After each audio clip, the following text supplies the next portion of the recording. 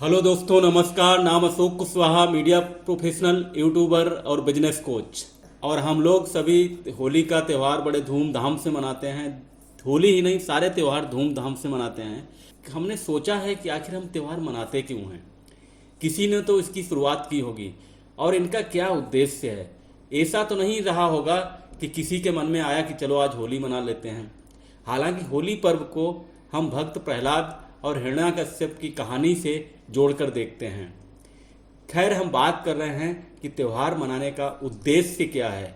हमने जो बचपन में देखा है कि जैसे जैसे त्यौहार पास आता जाता है, घर और मोहल्ले में एक खुशी का माहौल बन जाता है। लोग उत्साहित नजर आते हैं। हमारे लिए तो होली खास होती थी क्योंकि इस दिन नए कपड़े मिलते थे और खाने के लिए खूब सारे पकवान और मिठाइयाँ बनती थी। अपने घर तो खाते ही थे, दूसरे के यहाँ भी खूब खाते थे। अब तो लोग एक दूसरे के यहाँ जाना ही नहीं पसंद करते हैं, जाते हैं तो बस रस्म अदायगी के लिए।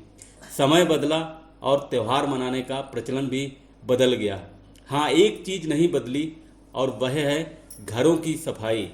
जैसे ही कोई त्यौहार आता है तो घर में सफाई जरूर होती है। सभी अपने अपने घरों को चमकाने में कोई कसर नहीं रखते हैं और आज भी घरों की सफाई जरूर करते हैं और अपनी शारीरिक सफाई भी करते हैं और यह काम हम रोज़ाना करते हैं।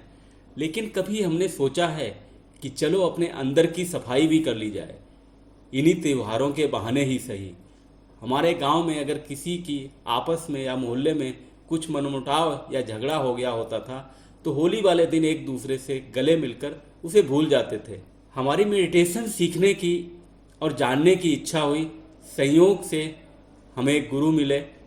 उन्होंने 2 दिन मेडिटेशन कैसे करना है सिखाया, लेकिन तीसरे दिन बोली कि अब शरीर की आंतरिक सफाई करना है। तो मैं चौंक गया। मैंने पूछा यह क्या होता है।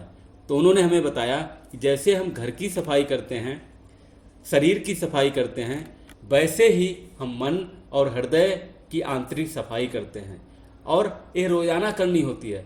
मैंने सोचा कि ये तो हम कभी करते ही नहीं हैं, उल्टा उसमें हम रोज़ाना कचरा और डालते रहते हैं।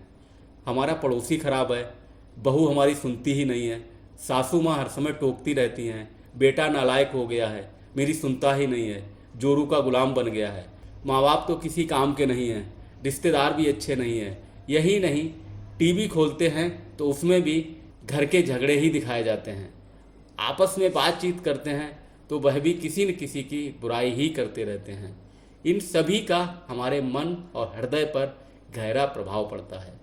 इनको भी हमें साफ करने की ज़रूरत है क्योंकि ईश्वर ने आपको जो जीवन दिया है वह अनमोल है, जो आपका शरीर है वह अनमोल है। इसलिए इसमें अच्छे विचार डालें। हम अपना जीवन और परिवार ही नहीं बल्कि एक नए समाज का निर्माण भी कर पाएंगे। जैसा हम भीतर होते हैं वैसा ही हम बाहर दिखते हैं और महसूस भी करते हैं। अगर हम अंदर से खुश होंगे तो बाहर से खुश दिखेंगे, लेकिन अगर अंदर से ही खुश नहीं हैं तो बाहर से भी खुश नहीं होंगे, क्योंकि हम अपनी ज़िंदगी पैटर्न बनाकर जीते हैं। पैटर्न हमारी आदतें हैं। हम सुबह जल्दी उठते हैं कि नहीं, देर तक सोते हैं, हम कैसा खाना खाते हैं, कैसा सोचते हैं, तो वो सारे हमारे पैटर्न हैं।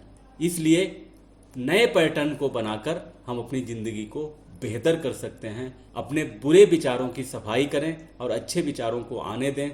देखिए, थोड़े ही दिन में आपकी दुनिया ही बदल जाएगी। और मज़ेदार बात है, इसको आसानी से किया जा सकता है। इसके लिए बहुत कुछ प्रेशर करने की ज़रूरत नहीं है। आप अपनी पुराने पैटर्न्स को आराम से बदल सकते हैं।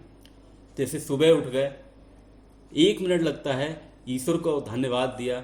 आपके पास ईश्वर को धन्यवाद देने के लिए है, आप ईश्वर को धन्यवाद कर सकते हैं।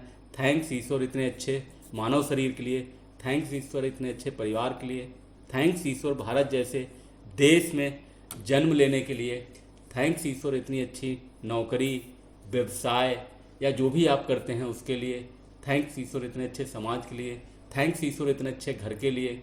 सही मायने में त्यौहार मनाने का सही अर्थ यही होगा कि हम अपने मन की सफाई करें और एक नए समाज का निर्माण करें। Thank you so much. इस चैनल को लाइक करें, सब्सक्राइब करें और शेयर करना न भूलें।